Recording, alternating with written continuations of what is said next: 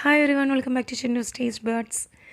ഇന്ന് ഞാൻ നല്ല സ്പൈസി ആയിട്ടുള്ള തക്കാളി ബജ്ജിയുടെ റെസിപ്പി ആയിട്ടാണ് വന്നിരിക്കുന്നത്. അപ്പോൾ എങ്ങനെയാണ് തക്കാളി ബജ്ജി തയ്യാറാക്കുന്നത് നോക്കാം.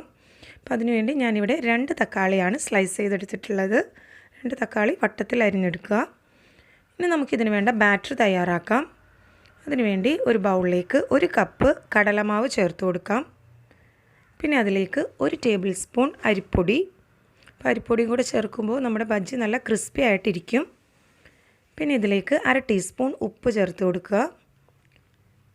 1 ടീസ്പൂൺ കാശ്മീരി ചില്ലി പൗഡർ ആകുമ്പോൾ നമ്മുടെ ബജ്ജിക്ക് നല്ലൊരു കളറ് കിട്ടും. പിന്നെ 1/2 teaspoon garam masala, 1 teaspoon ginger garlic paste ഇല്ലെങ്കിൽ ഇഞ്ചിയും വെളുത്തുള്ളിയും കൂടെ ഒരു 2-3 വെളുത്തുള്ളിയും ഒരു ചെറിയ പീസ് ഇഞ്ചിയും കൂടെ ചതച്ചെടുത്താലും മതി. ഇനി ഇതിലേക്ക് ആവശ്യത്തിനുള്ള വെള്ളം ഒഴിച്ച് നല്ലൊരു തിക്ക് ബാറ്റർ തയ്യാറാക്കണം. ഞാനിവിടെ 1/2 കപ്പോളം വെള്ളം ചേർത്തിട്ടുണ്ട്. അപ്പോൾ വെള്ളം ഒഴിച്ചു കൊടുക്കുമ്പോൾ കുറേശ്ശെ വെള്ളം ഒഴിച്ചു കൊടുക്കണം.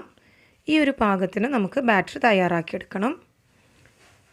ഇനി നമുക്കൊരു ചീനിച്ചട്ടി അടുപ്പിൽ വെച്ച് ചൂടായതിന് ശേഷം അതിലേക്ക് ഫ്രൈ ചെയ്യാൻ ആവശ്യത്തിനുള്ള ഓയിൽ ഒഴിച്ചു കൊടുക്കുക. ഓയിൽ നന്നായിട്ട് ചൂടായതിന് ശേഷം വേണം ബജ്ജി ഇതിലേക്ക് ഇട്ട് കൊടുക്കാനായിട്ട്. പിന്നെ ഓരോ തക്കാളി പീസസ് വീതം ബജ്ജി മാവിൽ ഡിപ്പ് ചെയ്തതിന് ശേഷം നമുക്ക് നല്ല തിളച്ച എണ്ണയിലേക്ക് ഇട്ട് പൊരിച്ചെടുക്കാം.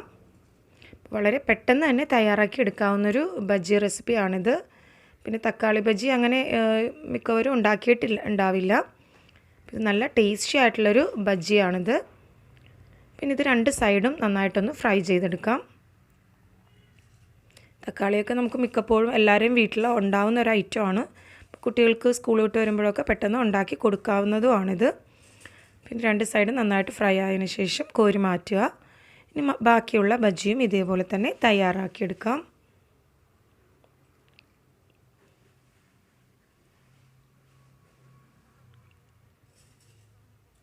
നമ്മുടെ ബജ്ജി എല്ലാം തയ്യാറായി കഴിഞ്ഞു. അപ്പോൾ എല്ലാവരും ട്രൈ ചെയ്ത് നോക്കണം. Thanks for watching my channel.